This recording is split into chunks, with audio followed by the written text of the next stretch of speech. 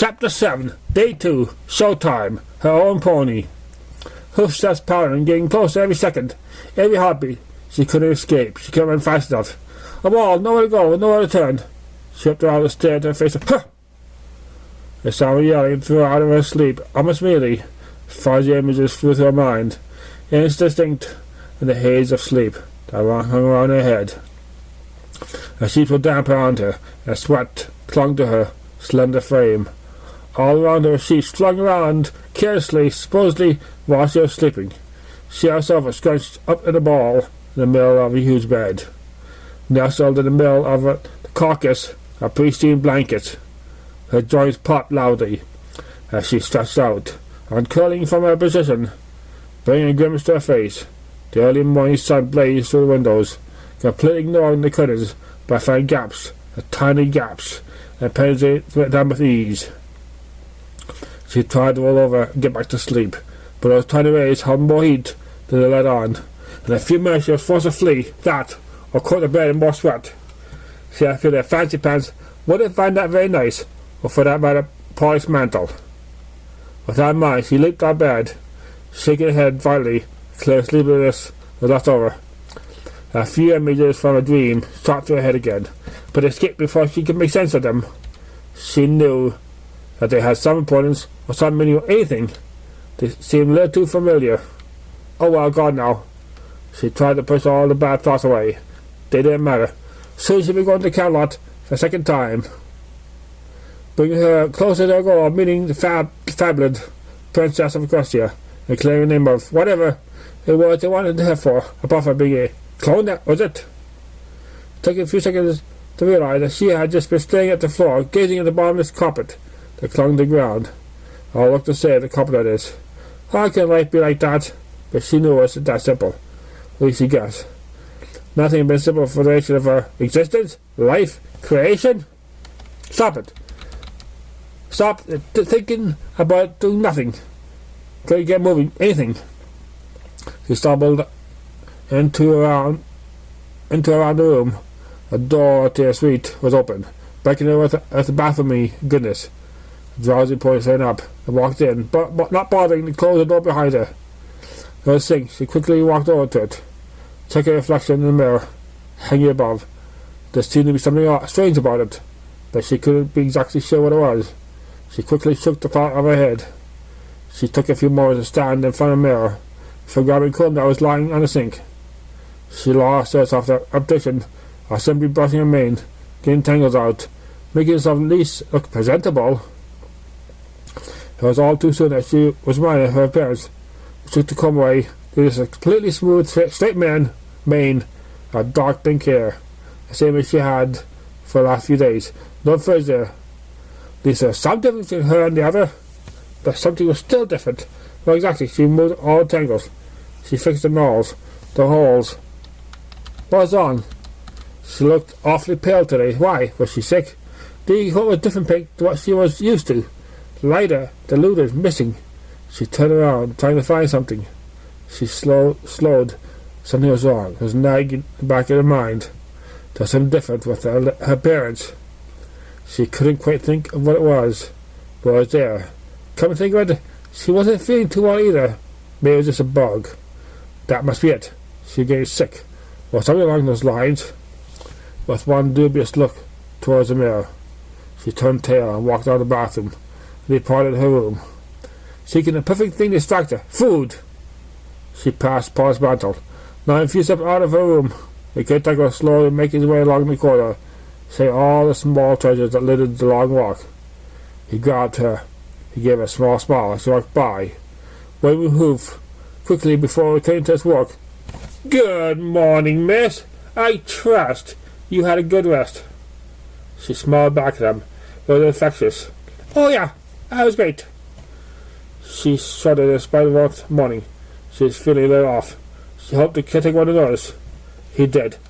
Are you feeling all right today? He asked, concerned in his voice.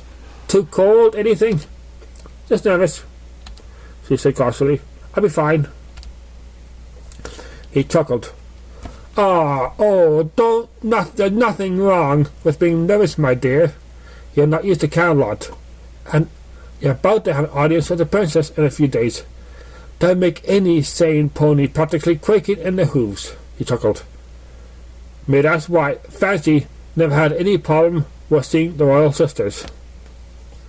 He noticed the look she was giving him. "Oh, don't mind me, Mrs. Pye." He waved the hoof off. Waved off with the hoof. "Just a bit rambling. Go on downstairs. There should be something for you to eat. I'd better get back to my work. These things won't stay clean by themselves." She walked off, but could still hear him talking quietly to himself. "I wonder if I can make something that did make themselves clean," he said just before she was out of earshot. Shaking her head, she continued through the house. It was a huge, yes. It was beautiful, yes. Confusing, not really. There wasn't really much of a trick in knocking loss. She hadn't really gone anywhere through, so she couldn't really be sure.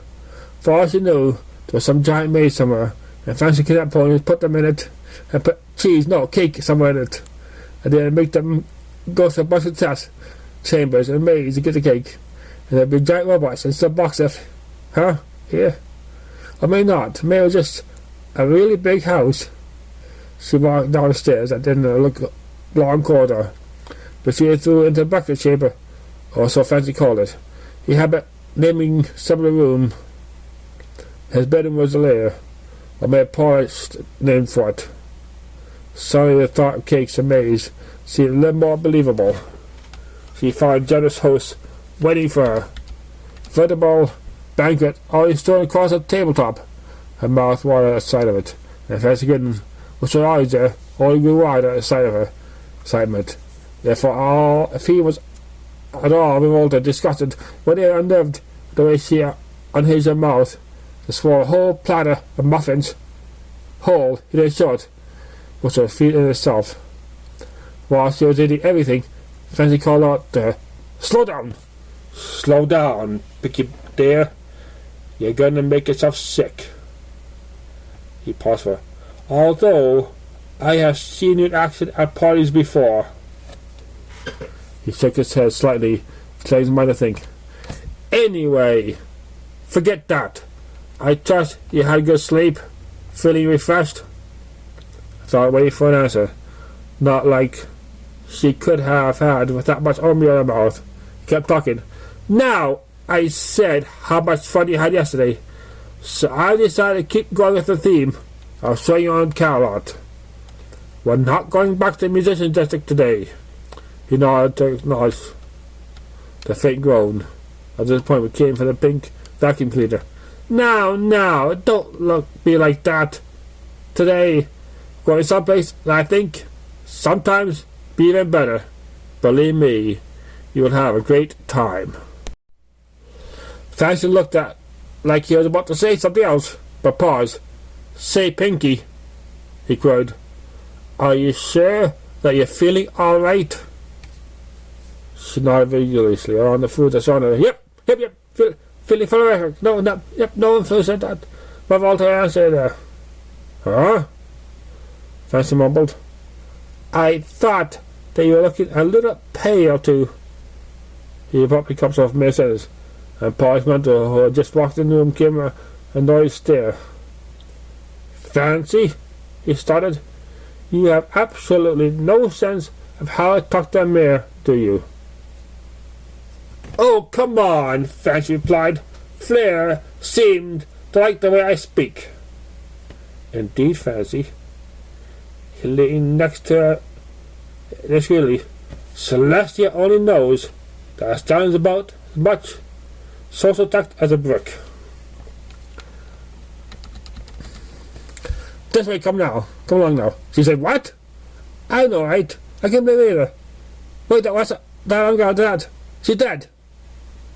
The ring of ponies froze, mouth open in shock, at the corpse in front of him, his old pink-coloured thing, matted fur with dried blood clinging to it. His mouth open in personal shock, glassy eyes rolled out aimlessly, as one of the ponies poked at timidly. Then when the arms fell off, all the ponies around the corpse let out a loud moan of noise before picking up the corpse, and the arm taken away from them from the sheltered gazebo. Fancy watching a slight grimace. Same, he said. I would have liked to see where it was going. I quite liked it so far. Yeah, she saw from a spawner bench next to him. It was pretty cool and all. Fancy chuckled. I guess you're right. It was pretty cool, as you say. Although I am disappointed about our troop that they were using. I do hate to see them stop midway through that act. However, I think it was just practice for later performance. So I worked out in the end. No harm done to the actors, or Frost for that matter. He finished with a slight chuckle before turning to her face. Come on! Then, much more to see. Fancy hopped off the bench, trying away from the gazebo, where the actors had been. They were in a mildly large park. Other gazebos littered around the grass. Some were in use, others were not. But the only ponies that were inside were always been making extravagant gestures, talking loudly, or becoming extremely emotional. It was the actors' district. Most expressive part of the catalog, physically at least. Fancy summed it up for her when they arrived, walking beneath a banner strung up between the buildings on either side, driving mask painted on it. Here, he said, is a bit of refuge, you might say. Well, that doesn't do it justice. He paused, bringing the hoof to his chin, and thought, it's strange, really. It's like a place. There's both home and a set for actors. And yes, that is the case. I've seen ponies walk through here with their shopping, only have stolen, and hand it back to her a second later, as the exciting chase scene finished. The best part, the mare didn't mind. She was actor too. She was sure wasn't part of the scene, but she appreciated the thought that another group was rehearsing and just took her into their performance. She could see that now. She walked out of the part, following Fancy, who seemed to know where he was going at all times, even amongst the buildings. However, away from the park, she could still feel an current of emotion that surged through the streets. Fancy was completely right with the description. The acting was everywhere. It was in the streets. The pony's objects she sees sometimes happening. Made a couple argue fiercely almost inside her throat, only for them to have a dramatic make-up scene and kiss, while the audience awed and applauded the talented pair. A chase scene covered love scenes, 4 of them, at least. Made a comedy act. She could tell where those were. The areas around the comedian were filled with laughter, as every single pony was listening and clutching the sides, effort to contain the mirth. She just couldn't contain the grin that slowly slid on her face as she watched all the ponies smiling, applauding, the undercurrent of goodwill. Her thoughts and excitement, like any point. Something could just happen, and there'll be a flurry of impromptu activity. They repeat again that the best point on the day was when she met the mine. She chuckled to herself, trying to let out the little giggles that watching what another comedian had left in her. They really weren't going to be funny. Fancy giggled herself, if not at least little less than she. That was great, Fancy, but I didn't know I could laugh that hard. You mean, seriously, I was just putting on the She was cut off. Something jumped off out of her, thought running. It was a pony, looking more than a bit strange. It was pure deep white, with a mane of deepest black. Strangely silent, also said something that looked like a red paint on the muscle, and more black eyes around his eyes. And he was copying her perfectly. Fancy watching her with amused pleasure as she figured out just what Star was doing. He was standing there in front of her. Every move she did, he would copy without pause. It was unnerving how quickly he reacted to what she did. She jumped up and down, he did. The same thing, she spun around and poked her tongue out. He did the same thing. They looked up the air, froze, hovering for some reason. And the other pony turned sadly, he smacked the ground. Smiling ruefully. Fancy laughing through at this point. So amazed, I said, if I tried to point out that would it stop copying her? The motion was back around his eye again, mimicking her every move, with complete precision. Only sometimes I let flourish a small clumsy movement left in there on purpose. Make it all perfectly copying her. And being funny at the same time. Not funny. Stop copying! Eventually Fancy must stop then. Something to stop her. Pinky, he said, calm down. I'm surprised you do not know what he's doing. He stood next to her, saying something. This kind pony is actually a friend of mine. His name is Copycat, and he's of mine. He paused and put his shoulder on Copy's shoulder. And a good one at that. I think you would be hard-pressed to find a better one than this fine fellow right here. He turned to his son. So, what are you up to, Copy? I don't usually see you in this area. Aren't you normally over at the main walk? Copy made a bunch of movements. They seemed strange. The fastest remaining behind them in an instant. Oh, well, Copy, Fancy said. This is Pinkie Pie. She is staying with me for a few days. She's just visiting Camelot to talk to the princesses. Copy's eyes shot at this. Now I'm taking her on a bit of tour. Actually, it's nice to bump into you. She watched as two sides talked. Throughout the whole conversation, Copy didn't say anything, not even when Fancy had a little trouble with deciphering his meanings. Not that he did that often. That's right. Copy was an excellent mime. She would hate to play trade with him unless he was on his team. He eventually moved on.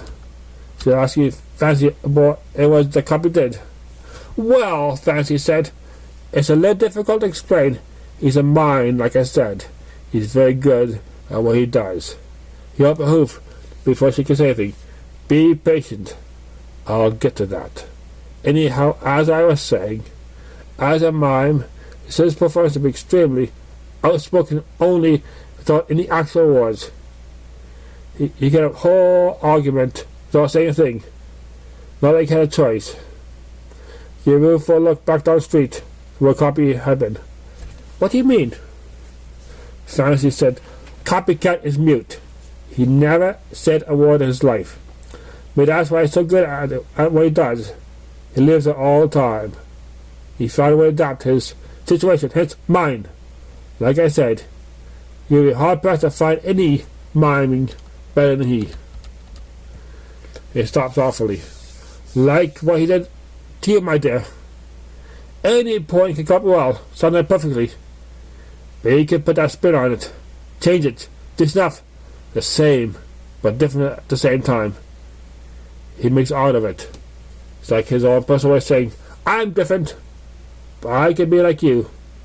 But I can change the action slightly, so I am different. He rubbed the hoof against his neck. Or at least that's how it looked. That's how I like to look at it. He's a very nice point regardless the end. Are you feeling well? His words slipped in her mind. She rolled down her thoughts with a sigh. Oh, I'm fine, just thinking all. In truth, his word had killed a small flame of thought. Copycat was it possible for her to be different? And mine could complete mimic her, but still be different at the same time, then maybe. No, just what I'm thinking, nothing really. Liza nodded and turned round, making her way through the street. Most of the point I left filed off a while ago, and started beginning to make its way down towards the horizon. Well then, Pinky, we had better be off. Home. Then, She didn't hesitate to fall behind them. Shirley, let's go. She found herself once more in the bathroom in Fancy's mansion. They already eaten their dinner. Postman joked around with her, making wise cracks at Fancy's expense. Not that either of them seemed to mind. To an uncurrent respect that flowed between two studies. They go along well. She just finished, walked up to her room alone. She was staring at her reflection. She stuttered. It was a pretty sight. Though it wasn't necessarily ugly. She was fading, no doubt about it. It was a span of day. Her colour faded. It made half as bright as it had been earlier that morning. When the paling had just been instant thought, but now she flinched slightly. Turned off. Her key mark was doing the same. The 3 balloons looked so alien was now so spot. Anything was better than nothing. So that she could at least hold on to them, but instead the balloons were fading. Less on her coat, but fading nonetheless. She turned a full circle, leaning closer to the mirror, looking deep into her eyes. The words fabuled. Cerulean irises were darkening, not too noticeable, but definitely happening. She backed away from the mirror, and turned back into the room proper. She shoved any bad thoughts. The back of her mind didn't matter. The only thing that she did was seeing the princess in a few days, and no petticoat was to stop her achieving her goal, no matter how long it took. She grabbed some sheets in the bed before walking in the balcony, laying down, curled up a small nest of sheets. The moon was waning tonight. The bare silver used to be at one point, but still bright. She curled deep in the piles of blanket, escaped the chill breeze that was starting to rise, and felt the welcoming blackness of sleep rising to greet her, and as with every night, her demons died with it.